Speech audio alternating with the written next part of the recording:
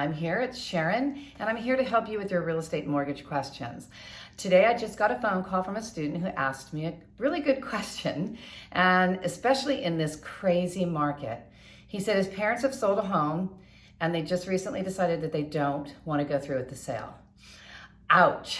I hate to say ouch like that, but what I tell everybody when I'm teaching real estate is sellers have to understand that it's a contract.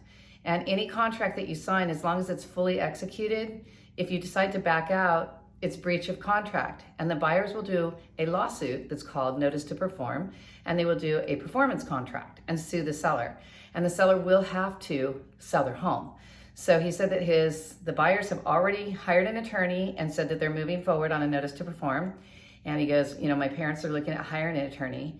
And I said, well, what your parents are hiring an attorney to do is to defend them on a breach of contract. And they're probably not gonna win because they did sign the contract. So sellers, be sure that you wanna sell, because once you sign a listing contract, that's a binding contract with the real estate agent who says, I'm gonna find a ready, willing, and able buyer.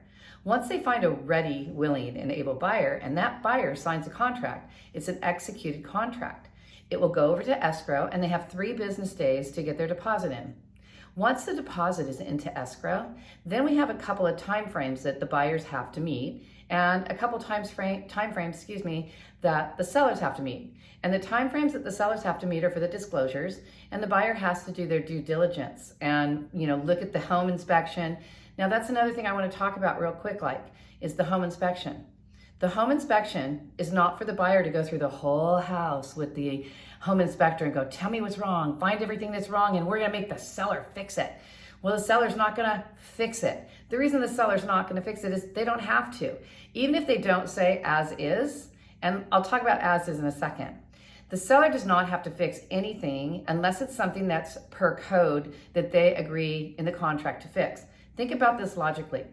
The home inspection is to teach the buyers what they're getting into, to teach them everything that's possibly wrong with the home so that they can make a decision if buying this home is a good investment, and they're going to be able to make these repairs at a reasonable cost, and they're going to be happy with the home.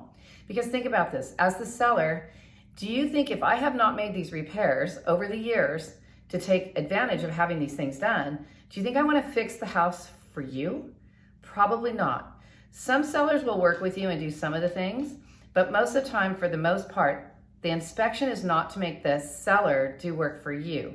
The home inspection is to let the buyer know what is wrong with the home so that they know if they want to make that investment or not. So I just wanted to let you guys know, home inspections are so that you know what you're getting into.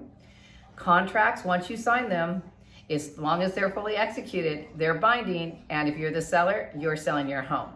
So if you have any real estate questions or mortgage needs, feel free to call me 714-745-6348, and I look forward to helping you with any of your questions.